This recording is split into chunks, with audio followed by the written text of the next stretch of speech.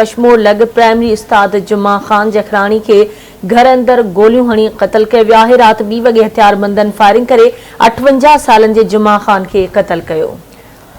एक भेरो ॿीहर अवां खे अहम ख़बर खां आगाह करे रहिया आहियूं। कश्मोर लॻ प्राइमरी उस्ताद जुमा खान जखरानी के घर अंदर गोलियों हणी कतल कियो वियो आहे। रात 2 वगे हथियारबंदन फायरिंग करे 58 सालन जे जुमा खान के कतल कियो वियो। वारसन जो चवण आहे त असांजी कंहिं सां का दुश्मनी नाहे, जवाबदारन के गिरफ्तार करे इंसाफ कयो वञे।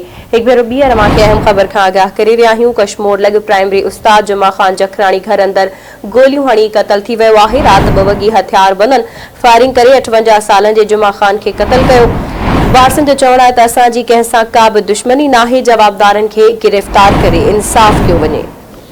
कश्मोर लग प्राइमरी उस्ताद जुमा खान जखरानी घर अंदर गोलियों हणी कतल कयो वियो आहे। तफ़सील मालूम कंदासीं आवाज़ विज रिपोर्टर अहमद अली सियाल खान। जी अहमद अली, छा तफ़सील आहिनि वाक़े जे हवाले सां आगाह कजो।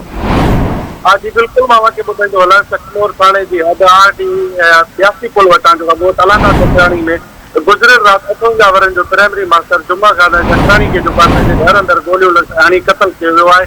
मक़तूल के गुज़रियल रात 2 बजे नामालूम मशरफ फायरिंग करण बाद कतल करे फरार थी विया। कश्मोर पुलिस वाक़े वारे हंधि पहुची मारिजी वियल मास्टर जो मड़ कश्मोर सिविल अस्पताल मुंतक़िल कयो आहे।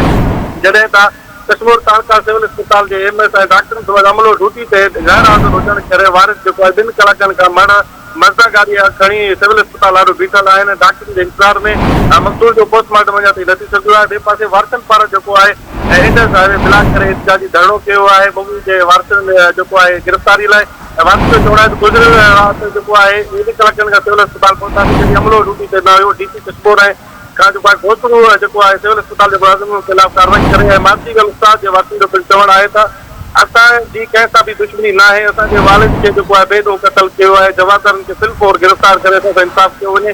ॿिए पासे पुलिस जो चवण आहे त जुमा जखरानी जे कतल जे वाक़े जी जांच करे रहिया आहियूं ऐं जल्द जवाबदारनि खे गिरफ़्तार कयो वेंदो। ठीकु आहे अहमद अली सियाल, वॾी महिरबानी अवां जी अपडेट करण लाइ।